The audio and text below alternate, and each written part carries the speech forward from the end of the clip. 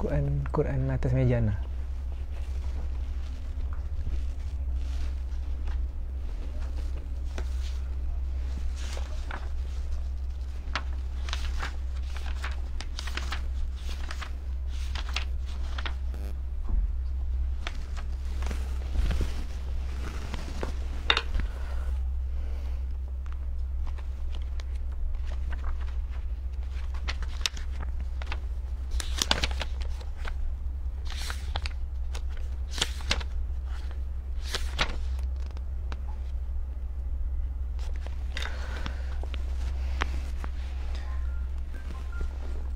Bismillahirrahmanirrahim.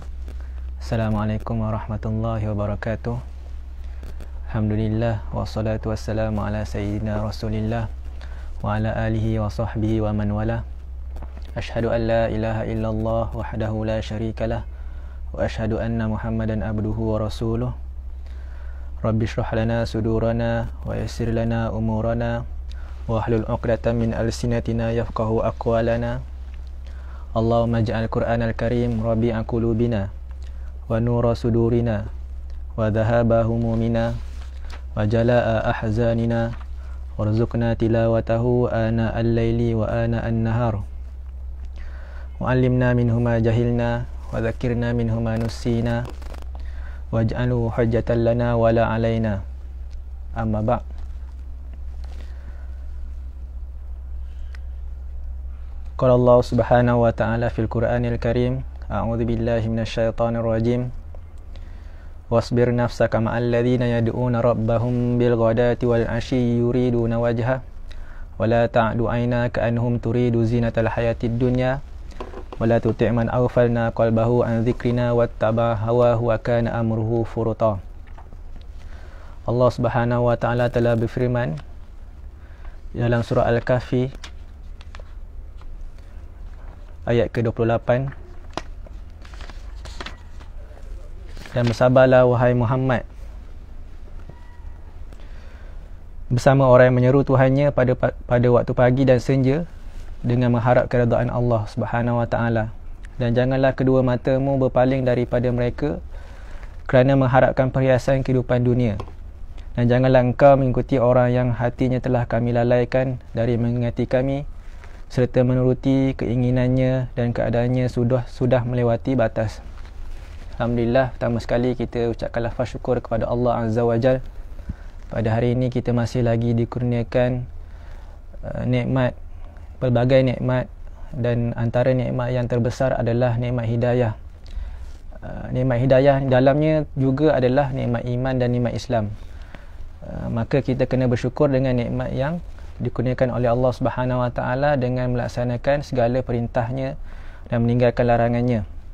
Baik, insya-Allah pada hari ini kita akan sambung semula perkongsian kita bersama dari kitab Ma'aqasasis Sabiqin fil Quran karangan Dr. Salah Abdul Fattah Al-Khalidi rahimahullahu taala.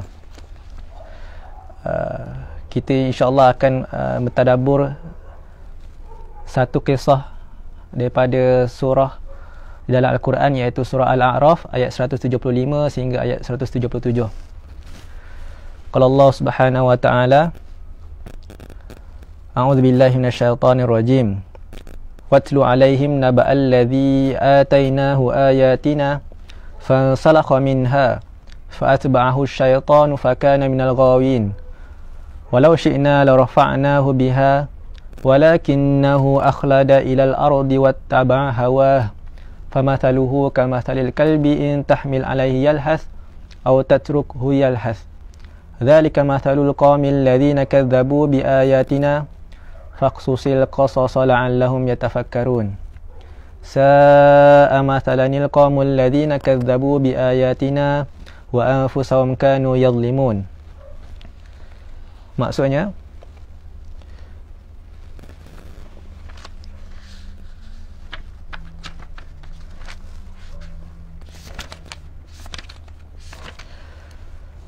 dan ceritakanlah dan bacakanlah wahai Nabi Muhammad sallallahu alaihi wasallam kepada Yahudi di Madinah berita orang-orang yang telah kami berikan ayat-ayat kami kepadanya, kemudian dia melepaskan diri dari ayat-ayat itu, lalu dia diikuti oleh syaitan sampai dia tergoda, maka jadilah dia termasuk orang yang sesat. Dan sekiranya kami menghendaki, nescaya kami tinggikan darjatnya dengan ayat-ayat itu, tetapi dia cenderung kepada dunia dan mengikuti keinginannya yang rendah, maka perumpamaannya adalah seperti anjing. Jika kamu menghalaunya, dijulurkan lidahnya, dan jika kamu membiarkannya, ia menjulurkan lidahnya juga. Demikianlah perumpamaan-perumpamaan orang yang mendustakan ayat-ayat kami, maka ceritakanlah kisah-kisah itu agar mereka berfikir. Sangat buruk perumpamaan orang-orang yang mendustakan ayat-ayat kami, mereka menzalimi diri sendiri. Surah Al-A'raf ayat 175 sehingga ayat 177. Hari ini kita akan masuk satu kisah dalam Al-Quran tentang generasi-generasi terdahulu, iaitu seorang alim yang telah diberikan ilmu oleh Allah Subhanahu Wa Taala, namun dia melepaskan diri daripada ayat-ayat tersebut, daripada ilmu-ilmu Allah Subhanahu Wa Taala, dan melaksanakan penyelewengan. Maka kisah ini khusus kepada orang yang belajar agama, seperti kita, seperti orang yang belajar di Universiti Al-Azhar dan di mana-manalah pusat pengajian, supaya mereka ini sedar bahawasanya boleh berlaku kesesatan dan penyelewengan sekiranya tidak menghayati bahawasanya ilmu adalah memandu diri untuk melaksanakan kebenaran. Dan sebelum itu, definisi ilmu yang perlu kita ketahui adalah ilmu adalah al-ilmu huwa al-ma'rifah. Al-ma'rifah, ilmu adalah satu pengetahuan yang boleh membetulkan, pengetahuan yang boleh membuatkan manusia untuk membezakan mana yang benar, mana yang salah, dan manusia mengikuti mana yang benar dan menjauhi mana yang salah. Ini definisi ilmu. Maka definisi ilmu bukan sahaja dia mengetahui ilmu pengetahuan, tetapi mestilah dia mengikuti ilmu yang baik. Sebab itulah kalau ilmu and alim, orang yang alim, dia mesti laksanakan apa yang benar, apa yang betul, apa yang diperintahkan oleh Allah Subhanahu Wa Taala. Contoh yang lain, bukan kalau phone, handset, kita tidak namakan dia adalah alim. Sebab apa? Sebab dia hanya mengumpulkan informasi sahaja, maklumat sahaja. Dia tidak membawa kepada untuk pemilihan sama ada dia nak ikut mana yang baik ataupun mana yang salah. Phone hanya simpan benda-benda yang informasi sahaja. Dan hasil utama pada ilmu adalah membolehkan kita mampu memilih. Hari ini masyarakat disuruh untuk memilih, tetapi pembudayaan ilmu itu tidak berlaku pada hari ini. Maka berlakulah di kalangan masyarakat yang menyebabkan masyarakat tak mampu memilih dengan pilihan yang tepat. Sebab itulah kita kena datang majlis ilmu supaya selepas daripada mengetahui ilmu yang disampaikan, kita mampu memilih keputusan yang baik, keputusan yang pandai memilih. Baik, itu adalah nikmat ilmu. Sebab itulah sekiranya kita mengetahui asas ilmu adalah paling penting, kepentingan ilmu. Sebab itulah turun ayat pertama menerangkan tentang gerbang ilmu. Ayat pertama ialah Iqra bismi rabbikal ladzi khalaq. Allah memerintahkan supaya umat Islam untuk membaca. Sedangkan budaya anutan beragama ketika itu, budaya jahiliah Arab, musyrikin Mekah ketika itu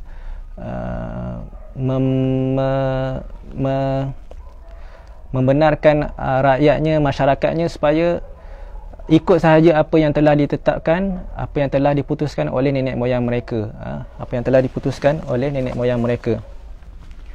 Maka Islam membebaskan akal daripada menjadi ikutan-ikutan, mengikut sesuatu tanpa ilmu. Baik, maka Al-Quran adalah kitab ilmu. Fungsi Al-Quran, dalam Al-Quran Allah menyebut hudal linnas, menjadi petunjuk, pedoman bagi manusia. Hudan linnas wa bayyinatin minal huda wal furqan, dan menjadi keterangan bagi petunjuk-petunjuk dan membezakan mana yang benar, mana yang salah.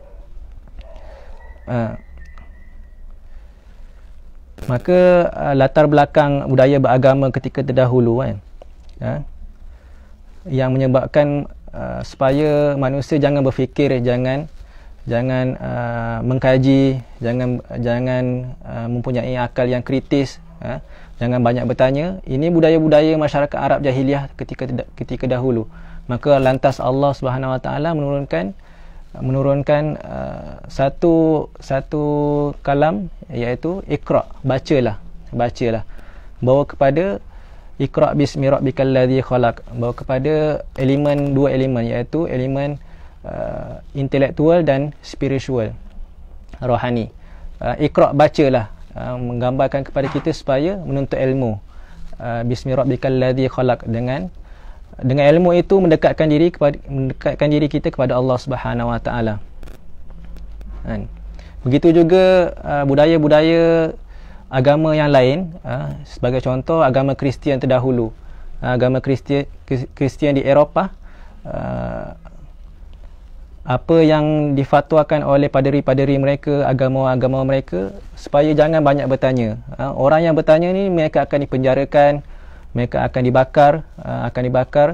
Kerana apa? Sebab budaya ketika itu rakyat ataupun masyarakat ingin mengetahui jawapan-jawapan hidup, ingin mengetahui jawapan, ingin mengetahui maklumat, tetapi agamawan, pendeta-pendeta mereka tidak mampu untuk menjawab persoalan yang diajukan. Maka mereka memenjarakan dan bahkan mereka membakar hidup-hidup. Ini budaya ketika zaman gelap Kristian di Eropah. Maka pendekatan Al-Quran adalah mendatangkan kepuasan dan kebahagiaan. Sekiranya kita menjauhi daripada Al-Quran, maka kita menjauhi daripada ilmu itu sendiri. Baik. Dan fitrah manusia suka bertanya-tanya, suka ingin mendapatkan jawapan hidup. Dan manusia dikurniakan akal. Nikmat akal adalah nikmat yang terbesar juga, yang dapat membezakan dan membuat satu keputusan dengan sebaiknya. Sebab itulah dalam Al-Quran Allah banyak memberitahu tentang fungsi-fungsi akal, fungsi-fungsi akal. Maka dia terkait dengan iman, afala taqilun, la'allakum taqilun, mudah-mudahan mereka berakal. Dan doktrin budaya ketika zaman musyrikin Mekah adalah supaya jangan kamu banyak bertanya. Lalu Allah turunkan ayat fas'alu ahla dzikri in kuntum la ta'lamun. Dan doktrin juga ketika itu supaya masyarakat jahiliah ikut sahaja apa yang telah ditetapkan oleh nenek moyang mereka. Lantas Allah Subhanahu Wa Taala menurunkan ayat wala taqfu ma laysa laka bihi ilm. Jangan kamu cakap pada perkara yang kamu tidak tahu ilmunya. Baik. Ini mukadimah tentang kita punya penceritaan hari ini. Baik. Kemudian kita masuk dalam ayat 175, watlu alaihim naba'al ladzi atainahu ayatina, dan bacakanlah wahai Muhammad kepada Yahudi di Madinah, tentang berita ataupun satu kisah seseorang yang telah diberikan ayat-ayat kami. Utlu. Apa beza utlu dengan iqra? Kalau dalam definisi bahasa Melayu kita selalu terjemah bacalah. Kenapa ayat pertama Allah Subhanahu Wa Taala tidak mulakan dengan utlu? Allah Subhanahu Wa Taala mulakan dengan iqra. Sedangkan maksudnya sama, utlu. Utlu ni dia lebih khusus dan lebih banyak maksudnya. Utlu, baca, maksud interaksi kita dengan baca ni adalah baca sungguh-sungguh, faham maknanya dan amalkannya. Iqra ni sekadar baca sahaja. Sebab itulah pada permulaan penurunan ayat Al-Quran, Iqra, malaikat Jibril memerintahkan supaya Nabi Muhammad SAW untuk baca. Akan tetapi utlu, bacalah dengan kefahaman, tadabbur makna-maknanya dan mengamalkannya. Alaihim naba alladhi, an-naba adalah berita. Apa beza an-naba dan khabar?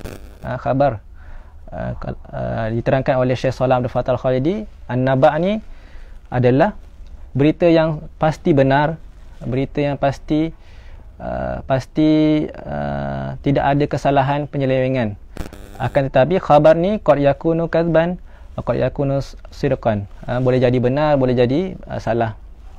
Baik, maka Al-Quran adalah kitab yang paling benar, dan kita memanggil Nabi an-Nabi, membawa berita yang benar. Allazi atainahu ayatina, seorang yang telah kami berikan ayat-ayat kami. Dalam tafsir beberapa tafsir, kalau kita rujuk, orang ini telah diberikan Ismullahul Azam. Ismullahul Azam. Siapakah orang ini? Dalam tafsir banyak menyebut, iaitu Bal'am bin Ba'ura. Ada yang dinamakan Bal'am bin Abar. Ada yang dinamakan Abu Samit. Tak silap, kalau tak silap.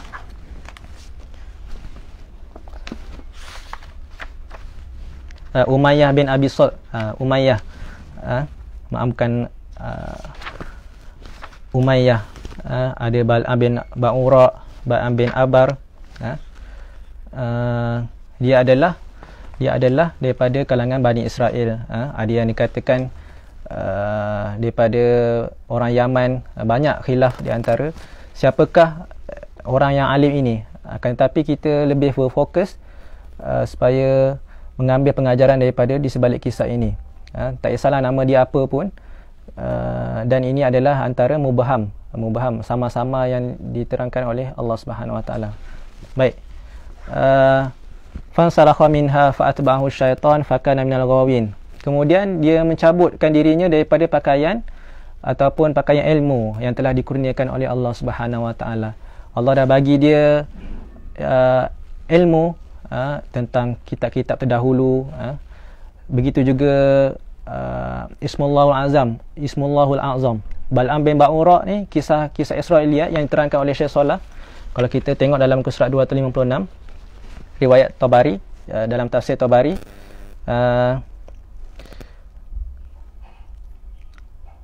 Bal'am ni adalah dia tinggal di Bani Kan'an min ardi Syam, di bumi Syam. Wa kana Bal'am bi Bali'ah, qaryah min qura al-Balaqa. Falamma nazala Musa bi Bani Israil zalikal manzil, ketika mana Nabi Musa dan Bani Israel ingin menuju ke Jabbarin, ata qaumun Bal'am ila Bal'am, datanglah kaum Bal'am kepada Bal'am. Kemudian mereka berkata, ya Bal'am, inna hadha Musa ibn Imran fi Bani Israel qad jaa yukhrijuna min biladina wa yaqtulna. Mereka kata, wahai Bal'am, Musa dan Bani Israel akan datang ke tempat kita ni. Mereka akan keluarkan kita, mereka akan bunuh kita. Wa inna qaumuka wa laysa lana manzil wa anta rajul mujabud da'wah. Kau ni individu yang doanya terkabul, maka doakanlah wahai Bal'am untuk kebinasaan Musa ibn Imran. Kemudian Bal'am kata, wailakum, celakalah kamu wahai kaumku, kaum Bal'am lah. Nabiullah ma'ahul malaikah wal mu'minun. Nabi Allah ni bersamanya adalah kalangan malaikat dan orang beriman. Maka orang yang soleh dia tak akan mendoakan keburukan kepada orang yang soleh lain. Kemudian kaumnya berkata, cubalah doa dulu cubalah doa dulu kepada mereka, kami akan bagi harta dunia kepada kamu. Kemudian Bal'am berkata, dalam riwayat tafsir Tabari ada sebut, tafsir Ibn Katsir pun ada sebut, dia bertanya kepada Allah Subhanahu Wa Taala dulu, wahai Allah Subhanahu Wa Taala, bolehkah aku berdoa kepada Nabi Musa dan Bani Israel? Allah sebut, jangan doa kepada mereka, jangan doa kepada mereka. Kemudian Bal'am berkata kepada kaumnya, Allah tidak membenarkan aku untuk mendoakan kepada Nabi Musa dan Bani Israel. Kemudian kaum Bal'am ni dia pujuk lagi supaya doakan untuk kehancuran Musa. Kemudian Bal'am ni pergi bertanya kepada Allah Subhanahu Wa Taala, dan Allah Subhanahu Wa Taala tidak memberi respon. Dan Bal'am pergi menuju ke kaumnya dan berkata Allah tidak memberi satu tanda ataupun membenarkan sama ada boleh ataupun tidak untuk aku berdoa kepada mereka.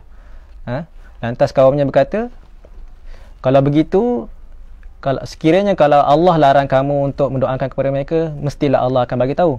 Tapi Allah hanya senyap sahaja. Allah hanya senyap sahaja. Tanda Allah setuju dengan permintaan kami. Lantas Bal'am pun berdoa untuk kehancuran Nabi Musa dan Bani Israel. Ketika mana Bal'am naik ke satu bukit, Bal'am pun berdoa kerana ingin menghancurkan Musa, tetapi doa tersebut kembali kepada kaumnya sendiri. Asalnya Bal'am ingin mendoakan kepada Nabi Musa kehancuran, tetapi dia terdoa kepada kaumnya sendiri. Dan menangnya Nabi Musa dan Bani Israel. Lantas Allah Subhanahu Wa Taala telah menghukum Bal'am bin Ba'ura ni, dan dia sedar akan kesalahan dia. Lantas dia rasa tak puas hati lah. Lantas dia pergi berkata kepada kaumnya, aku ada satu cadangan lain, iaitu kamu keluarkan semua wanita-wanita kamu yang cantik dan menggoda Nabi Musa dan Bani Israel, kerana Allah Subhanahu Wa Taala tidak suka pelakuan maksiat, iaitu zina. Kemudian berlakulah perzinaan. Perzinaan adalah kisahnya panjang. Anak raja Bani Kan'an ni berzina dengan ketua panglima daripada Bani Israel. Kemudian ada seorang daripada bangsa Bani Israel ni masuk ke dalam tempat perzinaan tersebut. Dia cocok dan jadikan macam sate tu. Dia ke langit menggambarkan ini adalah perbuatan maksiat yang dikutuk oleh Allah Subhanahu Wa Taala. Kemudian Bani Israel dilanda dengan penyakit taun dan menyebabkan 70,000 orang meninggal, mati. Ini riwayat Israiliyat lah. Riwayat Israiliyat. Dan Syekh Salah mengatakan penceritaan ini adalah tidak sahih dari sudut sanadnya. Baik. Dan kisah ini adalah kisah yang ghaib. La ya'lamuhu illallah fala yajuzu li ahadin yakhudha fi tafsilat tilkal qasas. Riwayat Israiliyat lah. Riwayat Israiliyat ni macam kita pernah bentangkan sebelum ini, adalah sekiranya bersepakat dengan Al-Quran dan As-Sunnah, dengan hadis, maka kita boleh riwayatkannya, menceritakannya sesuai dengan Al-Quran dan Sunnah. Apabila bercanggah dengan Al-Quran dan Sunnah, maka jangan riwayatkannya. Kalau tidak benar, ataupun sekiranya dia boleh jadi benar ataupun boleh jadi tidak mencanggah dengan Al-Quran dan As-Sunnah, maka kita diamkan sahaja. Fala nusaddiquhu wala nukadzibuhu. Kita tidak membenarkannya dan kita tidak mendustakannya. Baik. Tak kisahlah nama dia Bal'am ke, ataupun tak kisahlah apa sekalipun, ia tetap tidak mengubah pengajaran yang disampaikan oleh Allah Subhanahu Wa Taala. Baik. Kemudian kenapa dia dalam kitab ini Syekh Salah menyebutkan apa yang mubahamnya dalam kisah ini. Yang pertama adalah ismu zalikar rajul alladhi insalakha min ayatillah. nama individu tersebut, seorang lelaki tersebut, siapa yang telah dipalingkan oleh Allah Subhanahu Wa Taala daripada ilmu Allah Subhanahu Wa Taala dan dia ikut syaitan. Ada yang nama Bal'am bin Ba'ur ataupun Bal'am bin Ba'ura. Ada yang kata Umayyah bin Abi Salt. Ada yang kata Abu Amir Al-Fasiq. Wala nara hadzal ikhtilaf wal khilaf fi ismihi fala faedah amaliyah aw ilmiyah tatawaqqafu ala ma'rifati ismihi walau kana fi tahdidi ismuhu ilman aw naf'an aw faidatan la haddadahu Allah wa dzakarahu fil Quran. Kalaulah nama ini bermanfaat, ada faedahnya, lantas Allah akan, nescaya Allah akan merakamkan dalam Al-Quran, merakamkan Al-Quran. Sebagai contoh, nama-nama Nabi menggambarkan benda ni penting, tetapi Allah tidak menetapkan nama-nama tersebut. Kemudian yang kedua, az-zamanul ladzi kana ya'ishu fihi dzalikar rajul. Zaman bila ar-rajul ni, laki ini hidup. Fa minal jaiz ayyakuna min Bani Israel, zaman Bani Israel. Wa minal jaiz ayyakuna minal jababirah awil kan'aniyin zaman Musa alaihissalam. Boleh jadi dia penduduk zaman Jabbarin ataupun Kan'aniyin, Bani Kan'an, ataupun zaman Yusha ibn Nun min ba'di Musa, setelah Nabi Musa wafat, zaman Yusha menguasai Palestin, Baitul Maqdis. Wa ayyakuna zaman Rasulullah SAW wa huwa fi Makkah wa huwa fil Madinah. Boleh jadi pada zaman Rasulullah SAW. Fala yumkin tahdidu zalika zaman alladhi asha fihi rajul awil qaum alladhina kanu ya'ishu ma'hum. Tapi tidak ditetapkan zaman bila hidupnya lelaki tersebut. Kemudian yang ketiga, al-ayat, yang mubham, yang sama-sama, yang tidak jelas maksudnya. Al-ayatul lati atahullahu iyyaha, ayat atau petanda yang diberikan kepada lelaki tersebut. Hal hiya ismullahul azam alladhi idza du'iya bihi ajab. Adakah nama-nama Allah Subhanahu Wa Taala yang besar, ismullahul azam, ketika mana dia berdoa akan mustajab ataupun tidak? Am hiya kitab munazzal alaihi minallah, ataupun ayat ni adalah kitab. Am hiya ayatun aqliyah ma'nawiyah, ataupun ayat-ayat tanda-tanda akal yang maknawi. Yang kemudian tafsilatu insilakhuhu min ayatillah wa kayfiyatu zalikal insilah wal makanul ladzi tamma fil insilah. Detail bagaimana dia lari daripada ayat Allah Subhanahu Wa Taala tu pun kita tidak tahu. Caranya pun kita tidak tahu. Tempat dia pun tidak tahu. Okey, dah banyak lagi lah. Baik.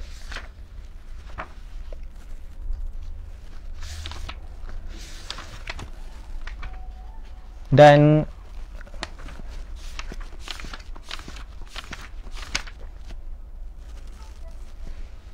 lantas dia menjadi golongan yang sesat. Fakana minal ghawin, lelaki ini menjadi golongan yang sesat. Walau syi'na la rafa'nahu biha, kalau kami nak, kalau Allah mengkehendaki, maka Allah akan tingkatkan darajatnya. Orang yang berilmu Allah akan tingkatkan darajatnya. Tetapi walakinnahu akhlada ilal ardi wattaba hawa, tetapi dia gugur ataupun dia jatuh dengan nikmat dunia dan mengikut hawa nafsunya. Famasaluhu kamasalil kalbi in tahmil alaihi yalhas aw tatrukuhu yalhas. Maka Allah SWT memberikan satu contoh, satu perumpamaan, seperti mereka ni adalah seperti anjing apabila disergah, dia akan menjeli lidah, ataupun kalau kita biarkan saja, dia tetap menjelikan lidah. Dzalika mathalul qaumil ladzina kadzabu bi ayatina. Demikianlah perumpamaan kaum yang telah mereka dustakan ayat-ayat kami. Faqsusil qasas la'allahum yatafakkarun, maka ceritakanlah wahai Muhammad kisah-kisah supaya mereka berfikir,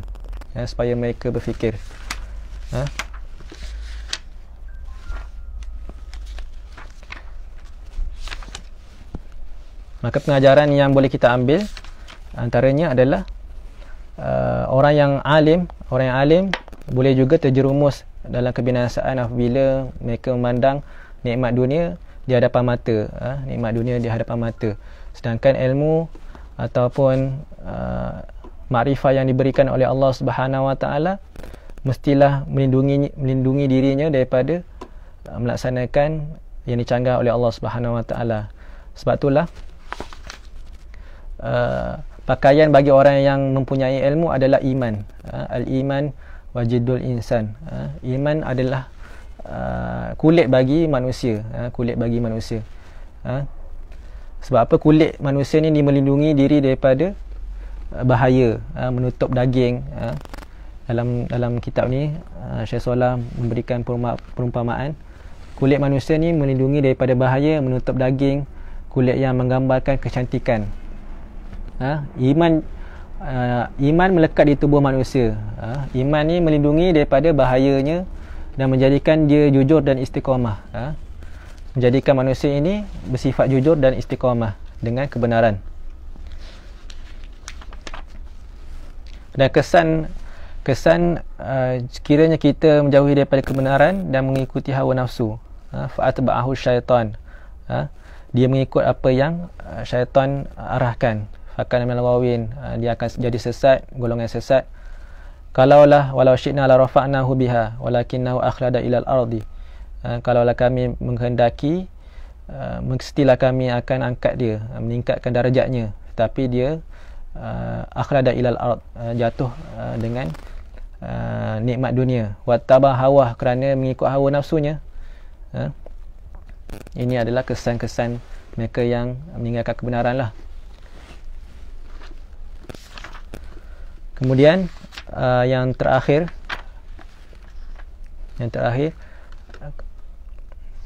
kenapa Allah Subhanahu Wa Taala memberikan perumpamaan anjing dan al-himar di dalam Al-Quranul Karim. Al-Quran memberikan perumpamaan al-kalbu wal-himar, anjing dan himar, keldai, sebagai contoh kepada manusia. Anjing adalah fahuwa alladhi atahu, Allah Subhanahu Wa Taala memberi perumpamaan mereka yang alladhi atahu Allahu ayatuhu fansalakha minha wa akhlada ilal ardi wa atba'ahu syaitan wa tabaha hawa.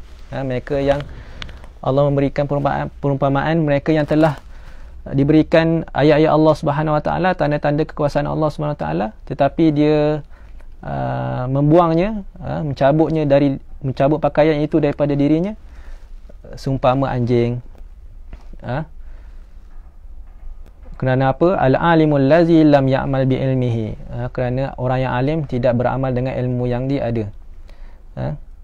Dan wawajhu syabah bainahu wa baina kalbi wa al-luhas ad-daimul mustamir, iaitu terjelinnya lidah orang yang siasa terjelinnya lidah dengan nikmat dunia. Dia nampak nikmat dunia, dia kejar nikmat tersebut. Seperti anjing lah, Inilah perumpamaan orang yang telah diberikan ilmu oleh Allah Subhanahu Wa Taala tapi dia berpaling seperti anjing, kerana puncanya adalah kerana kejar nikmat dunia, seperti anjing.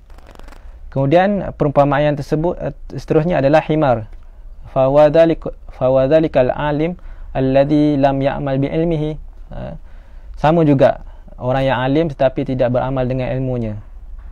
Kalau Allah Subhanahu Wa Taala, mathalul ladzina humilut tawrata thumma lam yahmiluha kamathalil himar yahmilu asfara bi'sa mathalul qaumil ladzina kadzabu bi ayatillah. Dan kaum yang disebutkan oleh ayat Allah Subhanahu Wa Taala ini adalah humul yahud wa ahbaruhum, orang Yahudi dan para pendeta mereka. Kerana apa? Kerana haisu darasu at-taurah wa fahimuha, mereka ni mempelajari Taurat, kita Allah Subhanahu Wa Taala yang diturunkan oleh Nabi Musa kepada Nabi Musa, dan mereka memahaminya. Macam kita lah, Allah turunkan kepada Nabi Muhammad kitab Al-Quran, dan agama-agama kita memahami dan mempelajari Al-Quran.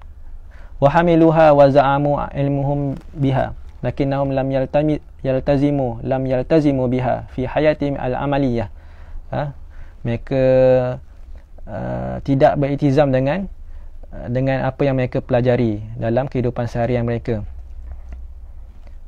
Maka Allah Subhanahu Wa Taala memberi perumpamaan mereka seperti orang Yahudi ini, seperti al-himar alladhi yahmilul asfar wal kutub, himar yang membawa lembaran-lembaran ataupun kitab-kitab.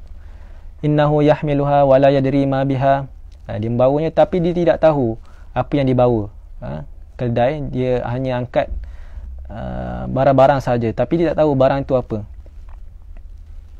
Sama ada kitab ke kayu ke, dia pun tidak tahu. Yang dia tahu hanya berat sahaja.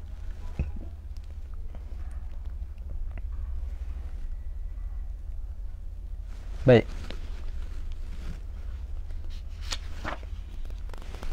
Ini adalah contoh yang Allah berikan di dalam Al-Quran, iaitu al-kalbu wal himar. Al-kalbu wal himar, anjing dan keldai. Merujuk kepada mereka yang alim, alladzi atahullahul ilma yarfa'uhu bihi walakinnahu yarfudu ar-raf'ah ar-rabbaniyah wa takrim al-ilahi. Tapi dia menolak ketinggian ketuhanan yang Allah berikan dan kemuliaan bagi mereka yang tahu ilmu. Dia tolak, dia menuju kepada dunia.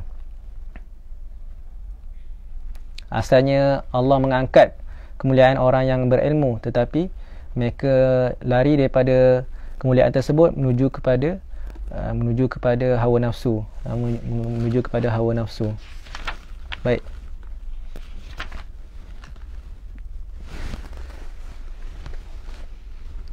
Apa lagi?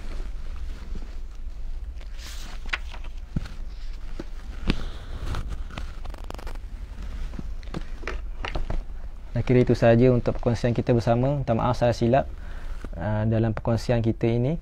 Mudah-mudahan apa yang kita pelajari daripada kisah-kisah dalam Al-Quran menjadi iktibar dan pengajaran kepada kita semua bahawasanya ilmu ini adalah ilmu yang mampu mencerahkan manusia, mampu membezakan mana yang benar, mana yang salah, mana yang hak dan mana yang batil, dan kita ikut mana yang benar, kita tinggalkan mana yang batil, dan menjadikan diri kita lebih bertakwa kepada Allah Subhanahu Wa Taala. Jadi ilmu ni menjadikan diri kita lebih dekat dengan Allah Subhanahu Wa Taala. Dan sebab itulah dalam ayat Quran, dalam Quran yang pertama kan, dalam penurunan Quran yang pertama, ayat Quran yang pertama, Iqra bismi rabbikal ladzi khalaq.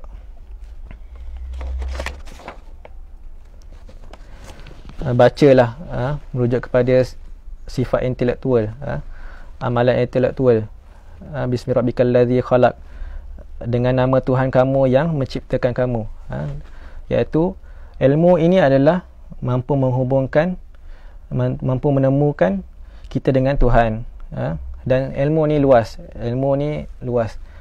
Ilmu sains pun dikira ilmu, ilmu matematik pun ilmu, dan pelbagai ilmu lagi, selagi mana tidak melanggar dengan syarak.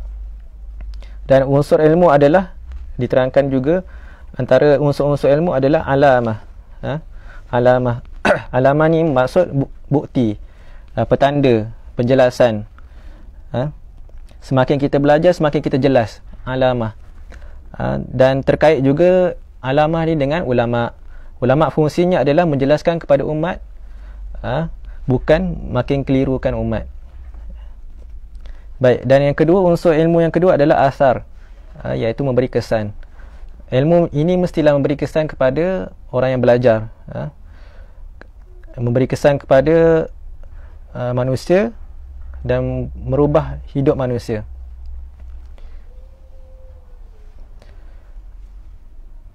Islam bukan sahaja suruh kita belajar, tapi membudayakan ilmu.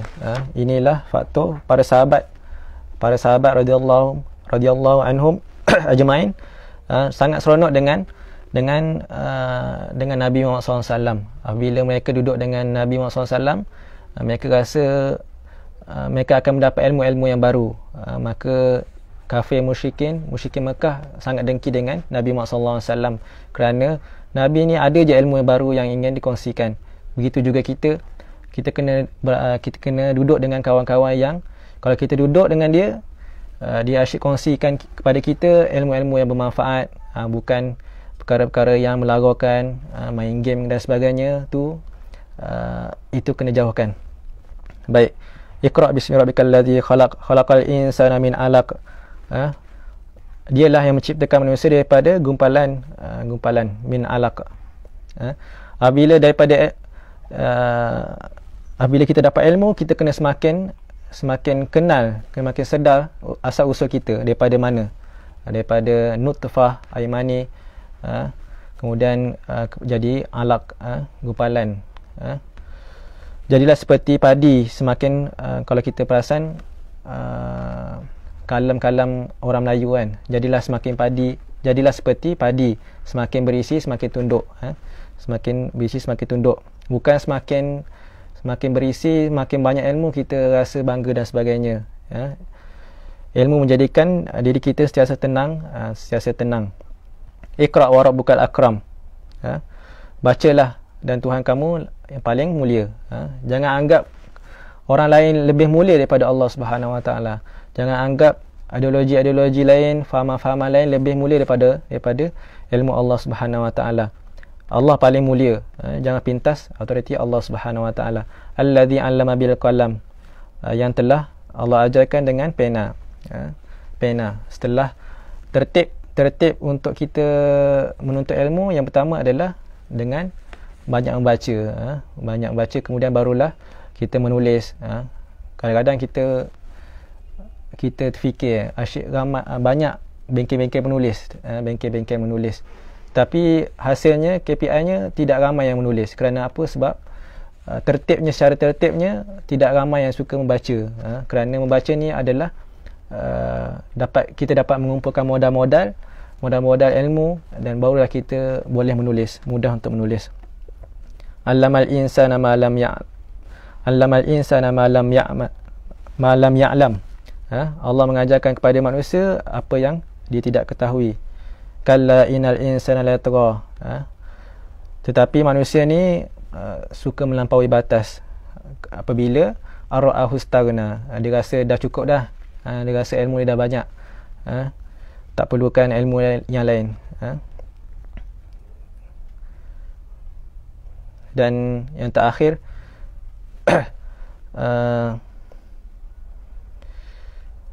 teringat pesanan Syekh Ali Abdul Basit ketika mana tausiah beliau bersama para graduate anjuran Majlis Gabungan Bakan.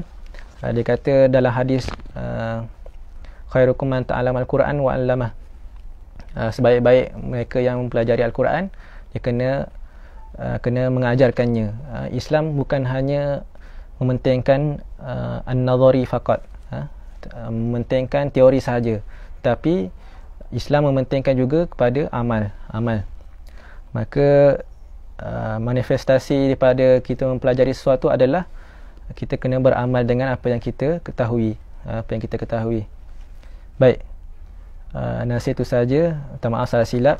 Mudah-mudahan mendapat manfaat dan keberkatan daripada perkongsian kita bersama. Aku qouli hadza wa astaghfirullahal azim li wa lakum. Assalamualaikum warahmatullahi wabarakatuh.